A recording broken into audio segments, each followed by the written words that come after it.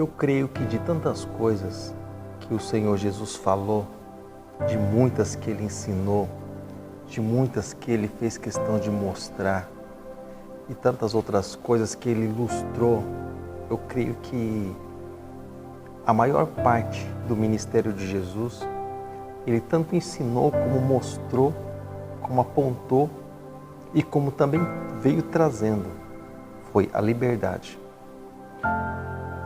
Uma das suas primeiras pregações, depois da tentação, ele veio falando no Evangelho de Mateus, no capítulo 4, sobre o fato de a luz ter raiado, onde as pessoas estavam à beira da sombra da morte.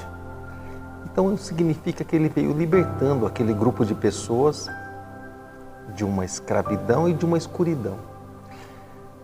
Quando o Senhor Jesus falando também no Evangelho de Mateus, capítulo 11, também no versículo 28, uma passagem muito conhecida, que o Senhor Jesus convida todos os cansados e sobrecarregados para que Ele pudesse aliviar.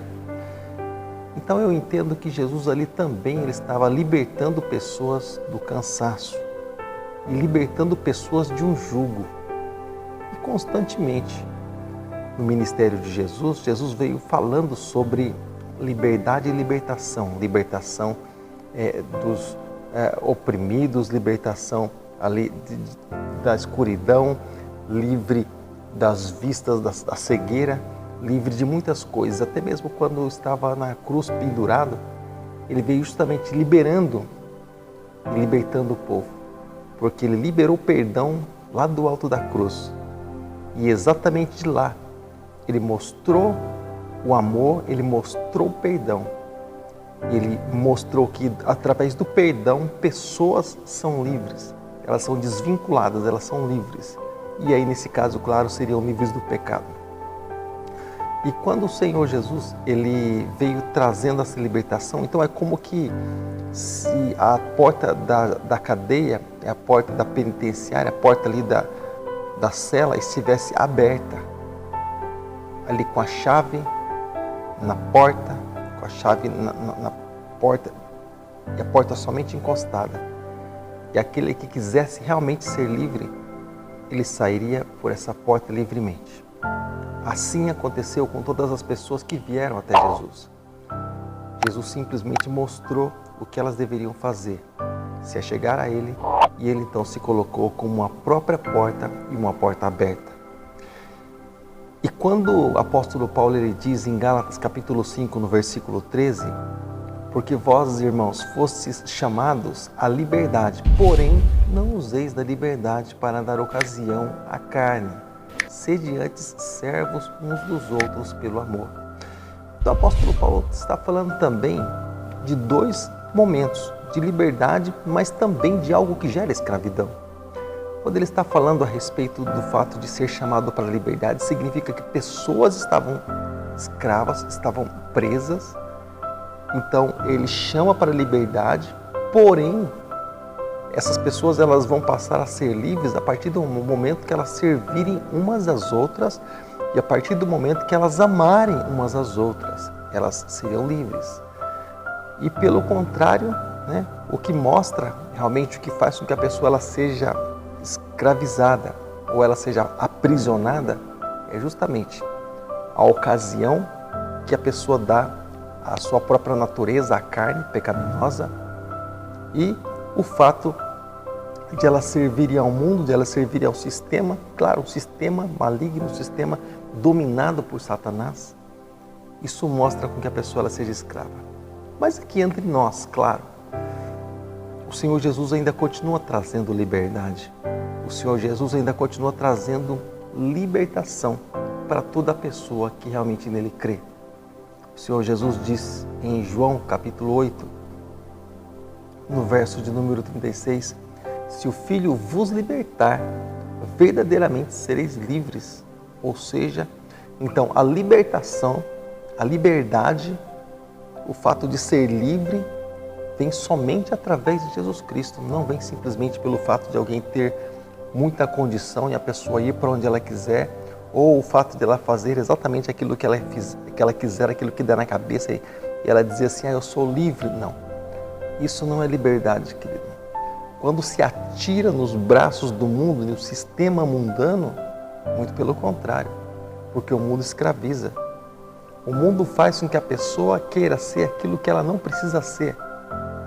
O mundo faz com que a pessoa ela venha querer tomar algo para si que ela não tem necessidade nenhuma, mas ela passa a estar presa por aquilo que ela enxerga, por aquilo que está diante dos olhos dela, que ela se sente necessitada, mesmo sem necessidade. Isso é escravidão. Isso é escravidão.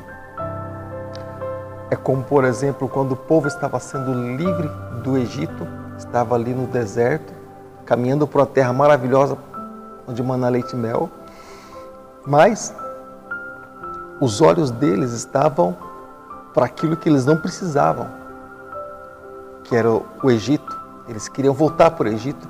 Cada dificuldade eles falavam do Egito, significava que o Egito não estava ainda saído de dentro deles, o Egito ainda estava dentro. Eles saíram do Egito, mas o Egito não saiu deles. Ou seja, eles estavam aprisionados na vida passada, não é isso? Ou seja, mas eles não precisavam do pepino, da cebola e daquilo que eles tinham no Egito. Eles precisavam entrar na terra prometida. Ou seja, eles estavam buscando algo que eles não precisavam, mas que os escravizava. E quantas vezes nós vemos pessoas nos nossos dias, nos nossos tempos, claro, sendo exatamente escravizadas. Pessoas sendo escravizadas.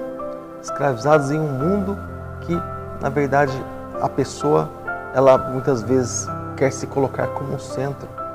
O mundo em que muitas vezes a pessoa ela quer se colocar como personagem principal, e nisso não há liberdade.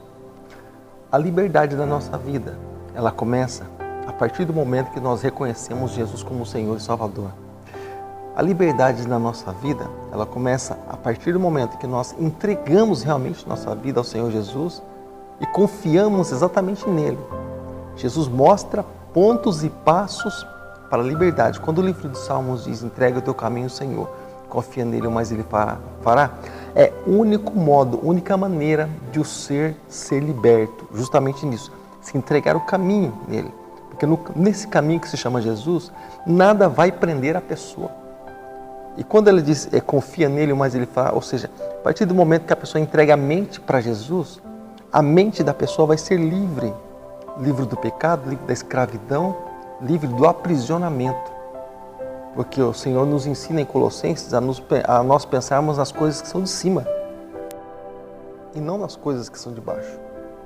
Porque as coisas que são de baixo, elas aprisionam, mas as coisas que são de cima, elas libertam. Então olha só, tudo que Jesus ele traz para nós, tudo que ele trouxe para nós é justamente para isso.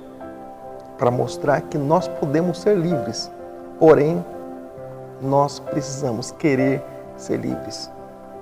E fica a minha pergunta aqui, nesse momento de reflexão, nesse momento de meditação. A liberdade, querido, ela pode chegar na tua casa. A liberdade pode chegar no teu ser, pode chegar nas tuas amizades. A liberdade pode chegar para as pessoas que estão ao teu redor.